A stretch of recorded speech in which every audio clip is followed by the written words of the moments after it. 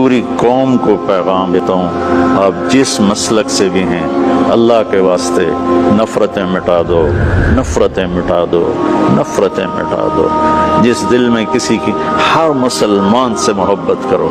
ہر کافر سے ہمدردی رکھو کہ اللہ اس کو جہنم سے بچا کر جنت کے راستے پر ڈال دے، ایمان دے۔ میرا ایون والا کی جانب سے السلام علیکم۔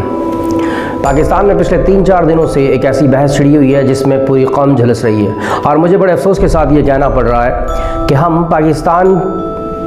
کے اس تصور ریاست مدینہ میں رہتے ہیں جہاں پر کچھ میڈیا کے جاگیردار لوگ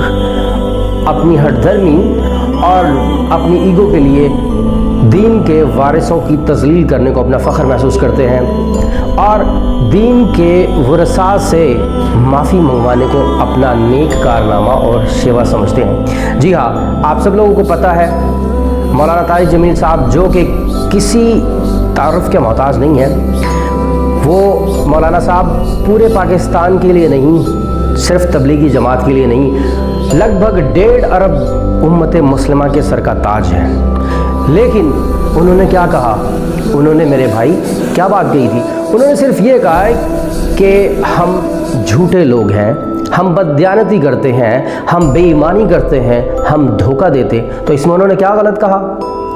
اور کچھ میڈیا کی، انہوں نے کہا کہ میڈیا پہ جھوٹ بولا جاتا ہے، تو بھائی اس میں کیا غلط کہا؟ اور جنہوں نے obviously جن کو یہ بات بری لگی ان کو تو لگنی ہی تھی، کیونکہ وہ لوگ ان سب چیزوں کے مرتکب ہیں۔ لیکن حیرانگی والی بات یہ ہے کہ مولانا طارق جمیل صاحب جیسی عظیم شخصیت، اگر ان سے کوئی ایسی اتفاقاً غلطی ہو بھی جاتی ہے تو اس کا ہرگز یہ مطلب تو نہیں کہ ان کو اس طرح سے ٹریٹ کیا جائے۔ لیکن حیرانگی والی بات یہ ہے کہ آپ پاکستان کی مین سٹریم میڈیا کے حصے دار ہیں، پاکستان مین سٹریم میڈیا کے اینکر پرسنز ہیں، آپ کی صحافت، آپ کی سوشل ویلیوز، آپ کی ڈگریاں کہاں گئی؟ آپ کو پتہ ہے مولانا طارق جمیل صاحب وہ شخصیت ہیں، وہ عظیم شخص ہیں جو پوری امت مسلمہ کے ترجمان ہیں۔ اور سب سے اہم بات یہ شاید آپ کو نہیں پتہ ہے کہ پاکستان کے تیسرے بڑے بازار حسن کو ختم کرنے والے مولانا طارق جمیل صاحب ہیں، اور آج اس جگہ پر بہت بڑا مدرسہ ہے جہاں کبھی سینکڑوں سالوں سے بازار حسن ہوا کرتا تھا۔ ایسی بے شمار لاتعداد کہانیاں ہیں جن کی وجہ سے غیر مسلم اور ایمان سے بھٹکے ہوئے لوگ راہ راست پر آئے ہیں، اور ان سب کو لینے کون آیا ہے؟ مولانا طارق جمیل صاحب۔ کرنے والی ذات اللہ کی ہے، ہدایت دینے والی ذات اللہ کی ہے، لیکن مولانا طارق جمیل صاحب میں اللہ تعالیٰ نے وہ ہنر دیا ہے، وہ شغف دیا ہے، وہ علم دیا ہے جس کی بدولت انہوں نے پوری دنیا میں اسلام کا نام روشن کیا ہے، بلکہ اسلامی لوگوں کا، ہم مسلمانوں کا سر فخر سے بلند کیا ہے۔ لیکن بڑا افسوس کی بات ہے کہ آپ جیسے لوگ، مالک محمد، حامد میر، ہارون رشید، مظہر جیسے لوگ، آپ لوگوں کی اصلیت سامنے آ چکی ہے، ہر بچہ آپ لوگوں کو جانتا ہے۔ لیکن اب افسوس کی بات یہ ہے کہ آپ کو گالیاں بھی نہیں دے سکتے، اور سب سے دکھ والی بات یہ جہاں پر پوری قوم آنسو بہا رہی ہے، پوری قوم رو رہی ہے، جذبات میں آگے گالیاں بھی نکل رہی ہیں کہ مولانا طارق جمیل صاحب کا ظرف دیکھیں، انہوں نے آپ سے معافی مانگ لی صرف اس لیے کہ یہ ہوا نہ بنے، یہ ایشو نہ بنے۔ ویسے ہی پاکستان میں کرونا اور پاکستان کی معیشت اور جمہوریت کی ڈاماڈول ہونے کی بہت ساری ایسی صورتیں پاکستان میں موجود ہیں، تو مولانا صاحب نے آپ سے معافی صرف اس لیے مانگی تاکہ مزید پاکستان کو کسی قسم کی اور پریشانی کا سامنا نہ ہو۔ لیکن آپ سمجھتے ہیں کہ جناب مولانا نے معافی مانگ لی اور ہمیں تو فخر ہے، ہم نے بہت بڑا خلاف ادا کر لیا، تو یہ آپ کی غلط فہمی ہے۔ آپ کو پتہ ہے پوری قوم آپ پر تھو تھو کر رہی ہے، اور میں سلام پیش کرتا ہوں ان سب لوگوں کو، خاص طور پر مبشر لقمان، وقار زکا اور ملیحہ ہاشمی، اور بھی کتنے ایسے میرے دوست ہیں جو مولانا طارق جمیل کے حق میں کھڑے ہوئے ہیں، نہ صرف کھڑے ہوئے ہیں بلکہ دل و جان سے، اور انہوں نے وعدہ کیا کہ ہم یہ ثابت کرتے ہیں کہ پاکستانی میڈیا پہ جھوٹ بولا جاتا ہے، پاکستانی میڈیا پلانٹڈ ہے، ہم ہماری قوم میں 22 کروڑ عوام میں ہم میں بہت سارے لوگ بددیانت ہیں، بے ایمان ہیں، چور ہیں، جھوٹے ہیں، تو مولانا صاحب نے کوئی غلط بات تو نہیں کی نا، انہوں نے یہی کہا ہے۔ لیکن فی الحال آپ سب اس بات سے متفق ہیں اور ریڈی رہیں اس بات پہ، ہم نے گالیاں تو نہیں دینی ہیں،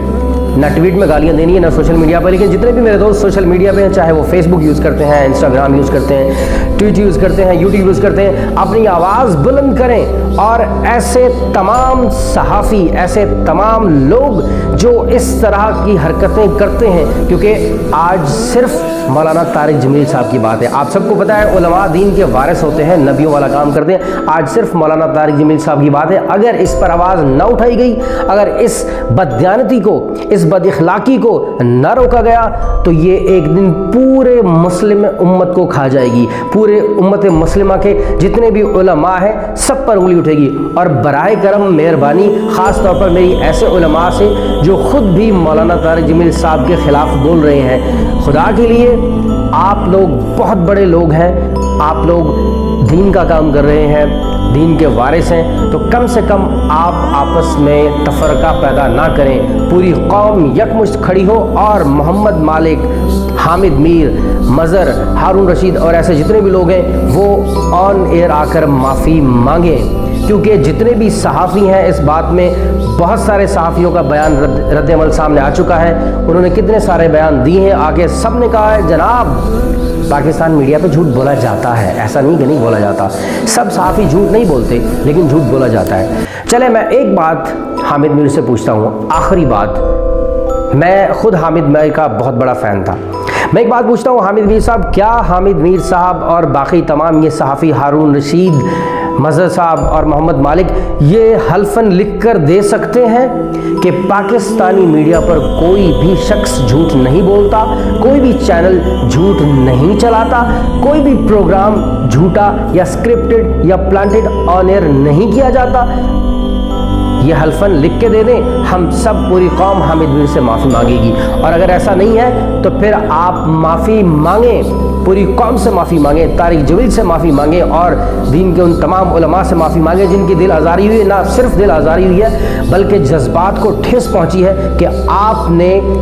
ریاست مدینہ میں رہتے ہوئے، ایک اسلامی ملک میں رہتے ہوئے، مسلمان ہوتے ہوئے، پاکستان کے بہت بڑے ایک ادارے کا حصہ ہوتے ہوئے آپ نے اس طرح کی تذلیل آمیز گفتگو، اور آپ نے آج بھی کالم میں لکھا ہے کہ جناب علماء کبھی بادشاہوں کے درباری نہیں بنتے، تو جناب والا طارق جمیل صاحب کبھی بھی درباری نہیں بنتے، اور کوئی بھی عالم کسی بھی بادشاہ کا درباری نہیں بنتا۔ بادشاہوں کو ضرورت پڑتی ہے علماء سے شرعی مسئلوں میں، بادشاہوں کو ضرورت پڑتی ہے علماء سے مذہبی سلجھی ہوئی گتھیوں کو الجھانے میں، بادشاہوں کو ضرورت پڑتی ہے علماء سے دعائیں کروانے میں، بادشاہوں کو ضرورت پڑتی ہے علماء سے قوم سے اپیل کرنے میں، قوم کو راہ راست پر لانے میں، علماء سے خود بادشاہ راستہ جوڑتے ہیں، کیونکہ وہ لوگ تو دین کا کام کر رہے ہیں، وہ تو اللہ والے ہیں، لہٰذا کوئی درباری نہیں ہے، درباری آپ جیسے لوگ ہیں، اس کی بہت ساری مثالیں بھری پڑی ہیں، آپ جس طرح کے درباری لوگ ہیں، لیکن یاد رکھیں اگر آپ نے معافی نہ مانگی تو پوری قوم آپ کے خلاف کھڑی ہوگی اور آپ کو منہ کی کھانی پڑے گی۔